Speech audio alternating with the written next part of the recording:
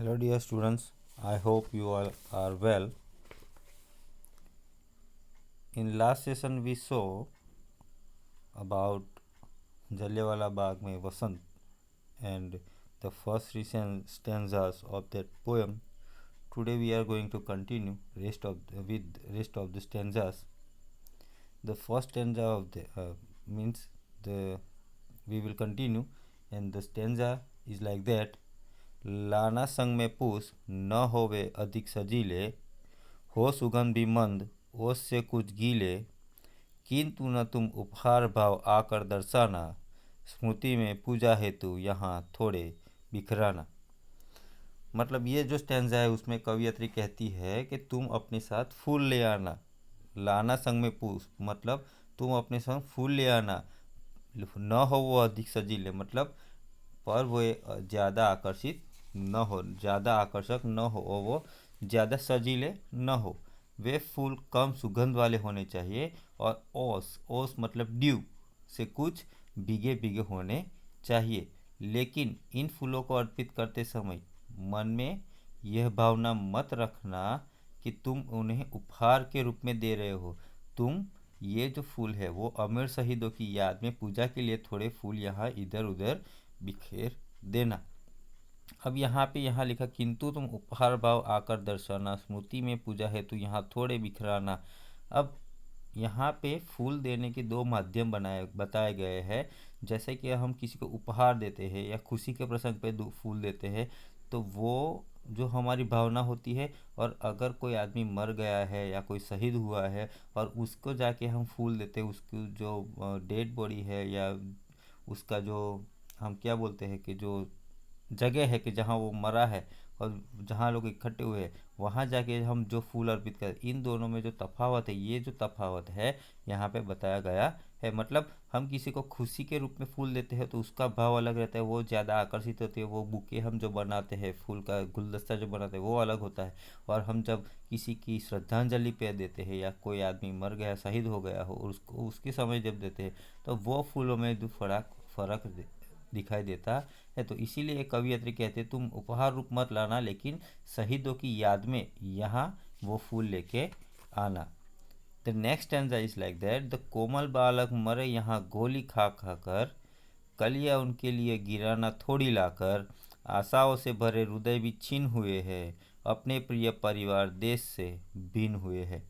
मतलब यहाँ पे ऋतुराज को कवियत्री रिक्वेस्ट कर रही है कि ऋतुराज जो वसंत ऋतु है उनको कवियत्री ये बोल रही है कि ये जो जगह है वहाँ मतलब ये जलियांवाला बाग जो है वहाँ पे खाली युवान लोग या वृद्ध लोग ही नहीं मरे, यहाँ छोटे बच्चे जो नाजुक बच्चे थे उनको उनकी हत्या भी अंग्रेजों के द्वारा की गई है। और तुम उन बच्चों को श्रद्धांजलि देने के लिए कुछ कलिया कलिया मतलब फूलों की जो ताज़ा कलिया होती है वो यहाँ लाकर गिरा देना, उनकी याद में उनकी स्मृति में वो कलिया यहाँ आके उनके मान में गिरा देना मतलब फेंक देना नहीं, गिरा देना मतलब जो स्मारक है, ठीक है, वो शहीदों का जो स्मारक बनाया हुआ है वहाँ लाके रखना और उनको याद करना।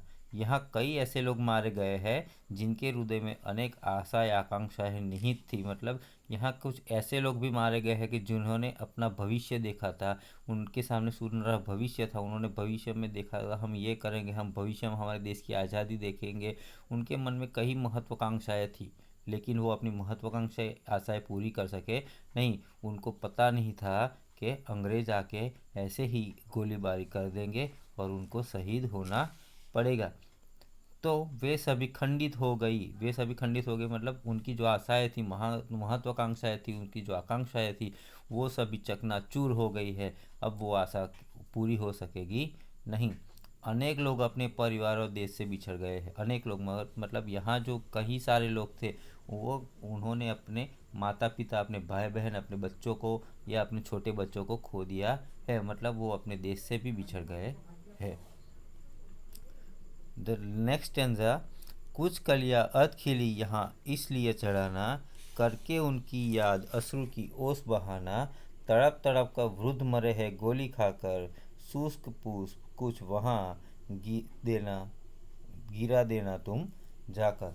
मतलब यहाँ पे कहती है कवियत्री ऋतुराज से कि यहाँ पर फूलों की कुछ अधखिली कलियाँ मतलब जो पूरे पूरी खिली नहीं है, अधखिली कलियाँ जो होती है वो अर्पित कर देना।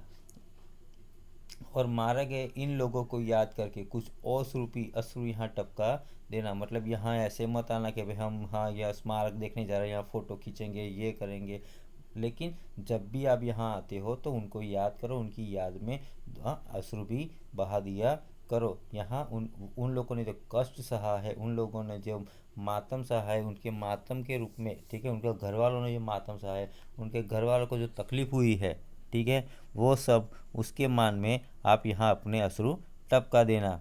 तो वो ऋतुराज को ये भी कहते कि यहाँ अनेक वृद्धजन यहाँ गोलिया से छलनी किया गया था और इन बूढ़े लोगों को तड़पते हुए अपने प्राण त्यागे थे। मतलब यहाँ ऐसा नहीं था कि खाली छोटे बच्चे थे, युवा, यहाँ कई वृद्ध लोग भी थे कि जिनको भी वो अंग्रेज़ों ने कुछ भी देखे बिना अंधाधुंध फायरिंग की थी। मतलब उन्होंने गोलीबार किया था और ये गोलीबार में कई वृद्ध मतलब बूढ़े लोग भी मारे गए थे और यहाँ कई बूढ़े लोग तड़प तड़प के अपने प्राण त्यागे थे। इन वृद्धों के लिए तुम कुछ सूखे हुए श्रद्धा सुमन वहाँ गिरा देना। द लास्ट टू लाइन्स, यह सब करना किंतु बहुत धीरे से आना, यह है शोक स्थान, यहाँ शोर न मचाना। मतलब कि हे ऋतुराज, वो कवियत्री ऋतुराज को रिक्वेस्ट प्रार्थना विनंती करे कि ये ऋतुराज तुम सब करना, यहाँ के सब करना, पर आना बहुत धीरे से।